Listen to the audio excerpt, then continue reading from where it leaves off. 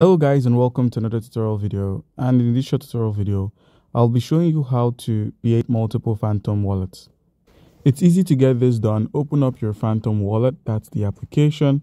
Open up your Phantom wallet. Once you've opened up Phantom wallet, please make sure you've set up your wallet properly and you've saved your seed phrase. Now, in order to be able to create multiple accounts, it's quite easy. Click on the account icon at the top of the screen, click on any of which, and once you've selected an account, you can find that I have multiple accounts here. In order to create more multiple accounts, click on the Add or Connect wallet. So click on Add or Connect wallet. You could import a private key from another wallet, or you could click on Create New Account. So if you select Create New Account, you could easily create another account and click on Create, or you could either connect your hardware wallet or import a secret recovery phrase for another wallet.